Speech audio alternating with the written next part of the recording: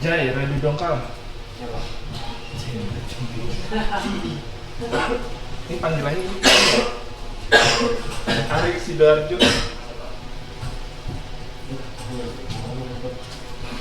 Kamu ngasih nilai Lele hadir. 100 yang datang.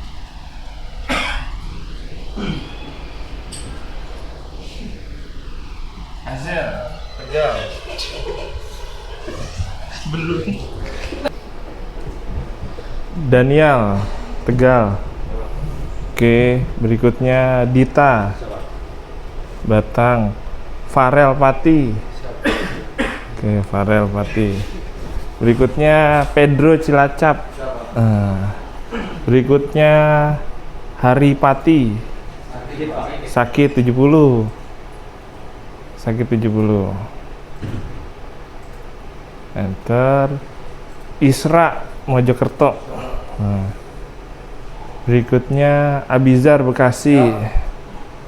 Berikutnya Aziz Palembang. Berikutnya Harun Pati, Harun Yahya. Oke. Berikutnya Kemal Kebumen. Oke, Kemal Kebumen.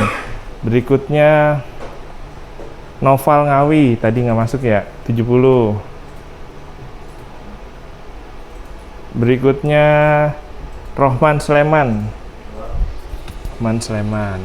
Oke, berikutnya Syafiq Batang. Oke. Berikutnya Wira Medan. Wira Medan. Nova Probolinggo. Oke, berikutnya Rafa Karawang. Rafa Karawang. Berikutnya Indra Semarang. Oke, berikutnya Sofi Sragen. Berikutnya Syahrul Pemalang. Berikutnya setelah Syahrul Fandin. Fandin dari Tegal. Berikutnya Mufti Tegal. Ya. Oke. Ya.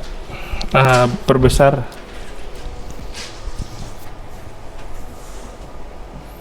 Nah, ini kita masuk ke manajemen depo pada depo BBM. Nah, BBM sendiri teman-teman mungkin sudah diperbesar lagi, bisa.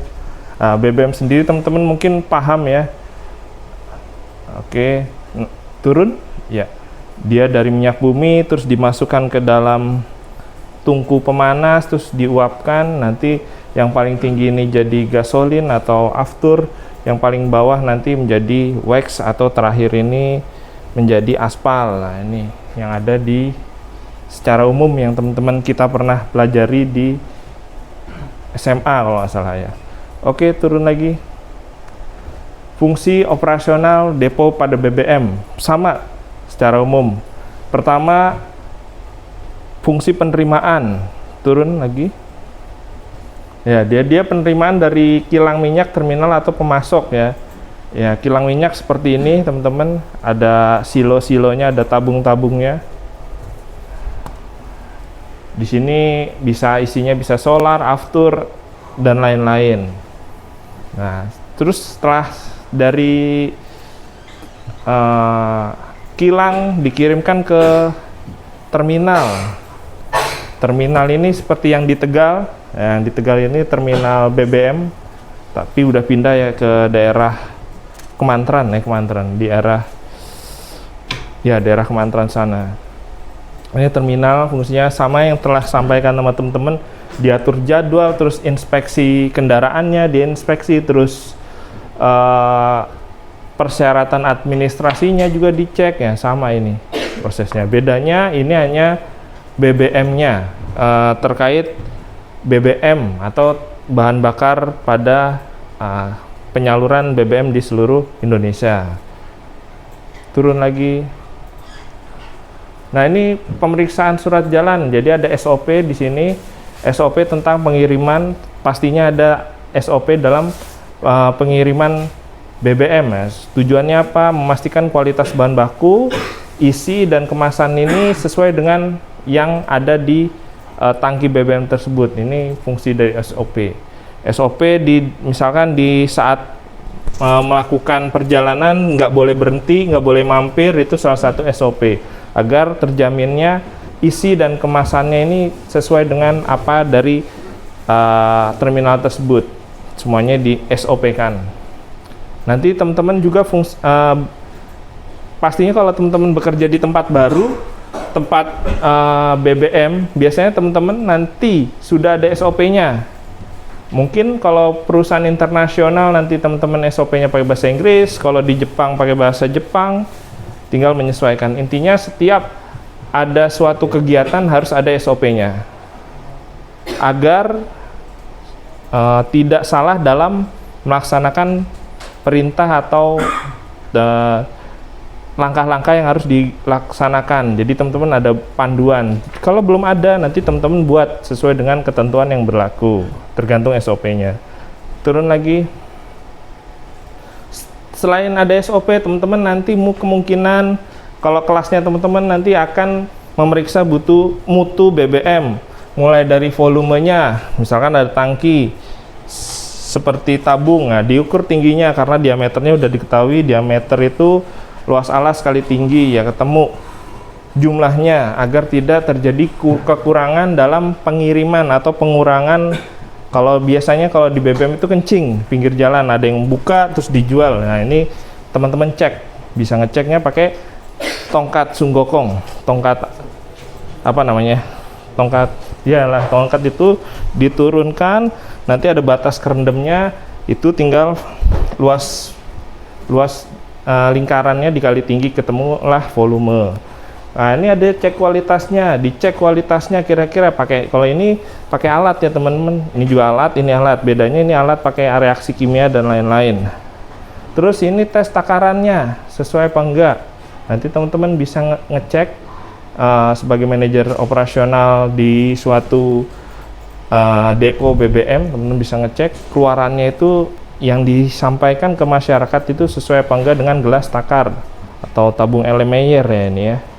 Oke, terus nah dalam penyimpanan BBM ini teman-teman nanti akan menemukan yang namanya tangki timbun yang seperti yang tadi yang ada di kilang minyak dan di terminal. Jenis-jenis tangki timbun itu macam-macam, ada tangki atmosfer atau digunakan untuk tekanan rendah, di sini bisa solar, terus industri dan bahan-bahan yang tidak mudah menguap. Nah, turun lagi. Nah ini contohnya. Jadi jadi ini tangkinya, tapi ini tekanannya nggak terlalu tinggi karena nggak terlalu menguap. Kalau solar itu bahan bakarnya tidak terlalu menguap, jadi tangkinya dibuat seperti ini, naik, ya, seperti itu. Tapi ini tidak terlalu mahal biayanya karena nggak pakai tekanan, biasanya tekanan untuk mengurangi penguapan dari BBM tersebut. Berikutnya, nah ini contohnya, mungkin teman-teman pernah lihat kalau pas mau kampus 1, salah satu di BBM Tegal ada di sini. Itu juga tangkinya tergantung dalamnya. Pos dari luar mungkin sama, tapi kalau pas kita lihat dalamnya, nah ini beda-beda. Ini ada tangganya untuk ngecek ke atas, untuk ngecek dinamo di sini, pompa, maksudnya pompa dan lain-lain.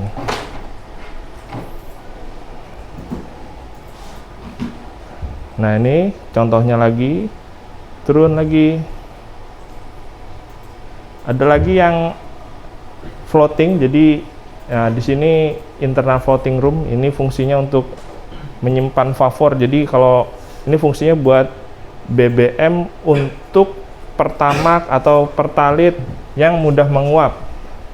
Nah, di sini ada internal floating, jadi ini ditahan agar ibarat bensin eceran itu ditutup biar nggak menguap habis. Nah, di sini ada penutupnya. Nanti kalau dipompa dia akan turun, akan turun. Dihisap gitu ya. Kalau dipompa dia naik. Berikutnya ini tangki tekanan, digunakan untuk seperti LPG. Biasanya seperti ini, teman-teman juga pernah lihat. Kalau nggak jarang lihat, diingat-ingat mungkin di tambal ban teman-teman bisa pernah lihat seperti ini. Intinya untuk mengisi bahan-bahan yang sifatnya gas.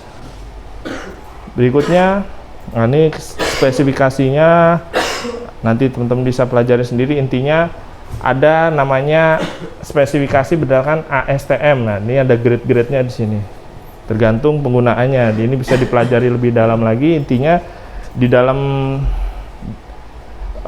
depo BBM itu ada banyak jenis tangki yang digunakan, tergantung tangki BBM-nya, tergantung dia di bagian apa pengoperasiannya.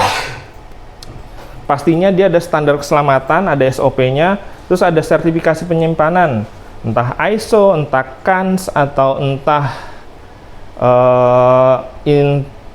sertifikasi Amerika dan lain-lain, tergantung tergantung dari bahan BBM itu mau dijual kemana. Nah, turun lagi. Berikutnya sistem penyaluran distribusi. Biasanya untuk di Indonesia sendiri, dari Badan Pengawasan Harian Migas ini dia merencanakan ke Pertamina atau apa, terus akhirnya dia mengirim ke dari Pertamina ini menggali kilang atau dia membeli dari importir luar negeri. Nah, sedangkan minyak bumi yang di Indonesia dikirim keluar dan kita mengimpor lagi, terus dari kilang kirim ke terminal. Ada yang dari impor kirim ke depot kilang ke terminal. Kalau di Tegal itu dari kilang diantar pakai kereta api ke Tegal, simpan ke depot atau terminal. Dari terminal dipecah, ada yang ke pelaut nelayan, ada yang angkutan, ada diangkut sampai ke konsumen, sampai ke kendaraan bermotor nih, kapal-kapal dan SPBU, baru kendaraan bermotor yang ada di Tegal. Ya pastinya ada penjadwalan distribusi tergantung dari habis tidaknya dari BBM di suatu SPBU tadi. Kalau udah habis maka terjadwalkan. Jadi biar agar stoknya terjaga.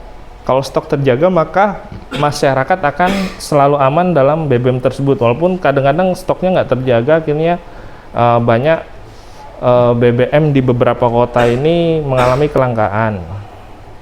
Berikutnya fungsi pemeliharaan. Fungsi pemeliharaan sama pemeliharaan tangki. Bedanya kalau tangki BBM ini ada pemeliharaan tangki.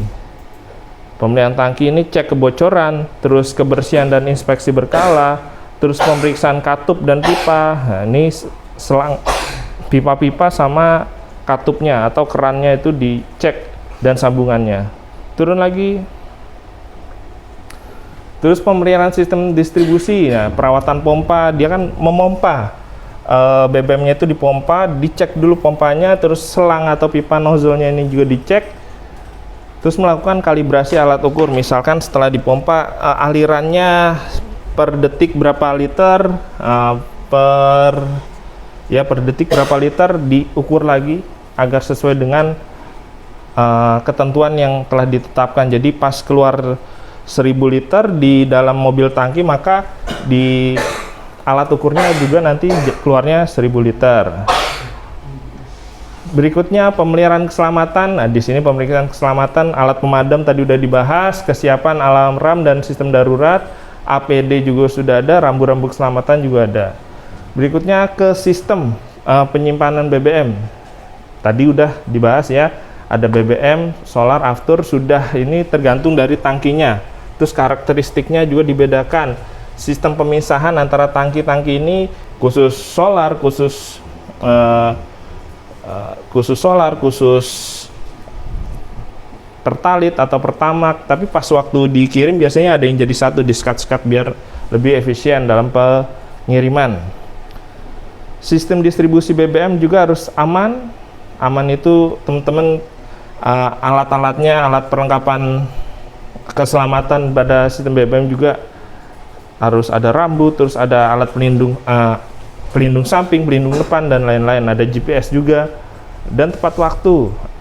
Terus volume dan mutu tadi kita sudah bahas. Terus distribusi yang tidak terkendali dapat menyebabkan tumpahan BBM. Ini jarang ya, karena memang sudah terstandar kecuali tabrakan di rel kereta api, karena itu di luar perkiraan. Nah, ini sering pernah ada tabrakan antara kereta api dan tangki BBM.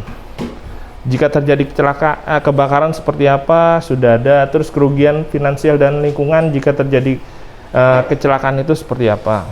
Berikutnya kita masuk ke pengendalian dan kualitas. Diharapkan BBM ini tadi karena dibersihkan jauh dari kotoran dan air, karena bisa merusak kualitas dari BBM tersebut. Sesuai dengan spesifikasi standar, terus layak digunakan oleh kendaraan agar kendaraan tidak mudah rusak karena tercampur oleh air. Terus metode pengendalian kualitas di sini meliputi pengambilan sampel, tadi gambarnya sudah, terus pemeriksaan visual, terus pengawasan suhu dan kondisi penyimpanan tadi sudah. Terus pengendalian kuantitas itu jumlahnya, dicek kehilangan atau kebocoran tangki, terus ketinggian tangki, terus pakai tongkatnya tadi dicek kedalamannya, menjamin volume dan keluar yang masuk ini sesuai agar tidak terjadi kecurangan. Terus pengendalian kualitas BBM ini dilakukan melalui pencatatan stok pastinya. Stoknya kira-kira berapa? Kemarin saya mendengar dari informasi dari Ahok ya, kemarin saya dengar itu bahwasanya Indonesia itu punya kemampuan 1 bulan, punya stok 1 bulan untuk BBM seluruh Indonesia. Jadi setelah 1 bulan kalau nggak stok lagi, maka BBM di Indonesia lumpuh total. Makanya perlu tadi ada importir, ada dari kilang memasukkan BBM-nya ke dalam kilang minyaknya. Terus penggunaan alat ukur terkalibrasi tadi, terus audit stok secara berkala, teman-teman ngecek kira-kira stoknya masih ada atau enggak. Oke, turun lagi. Resiko keselamatan. Nah, resiko kebakaran, ledakan, beberapa tangki di Indonesia ini udah beberapa kali ledakan ya, mungkin ada yang faktor keselamatannya kurang dan lain-lain. Ada paparan uap BBM ini sangat berbahaya, walaupun ada beberapa orang yang suka sama aroma pertalit ya, tapi itu tidak bagus untuk kesehatan. Tumpahan dan pencemaran lingkungan, terus kecelakaan kerja akibat peralatan. Upaya pengendalian resikonya apa? Tetap ada SOP, terus pelatihan keselamatan, terus terakhir APD. Yang berikutnya kalau udah terjadi kecelakaan ya udah akhirnya dilakukan sistem tanggap darurat, itu seperti apa. Turun lagi. Fungsi depo pertama tadi untuk memasok kendaraan atau BBM, terus keselamatan sama pengangkut barang, kebetulan di BBM di situ fungsi depo juga untuk agar BBM-nya itu tetap aman dalam pengangkutan. Terus keselamatan masyarakat dan lingkungan sekitar pada saat BBM itu dibawa. Demikian, ada yang mau ditanyakan? Saya cepat aja.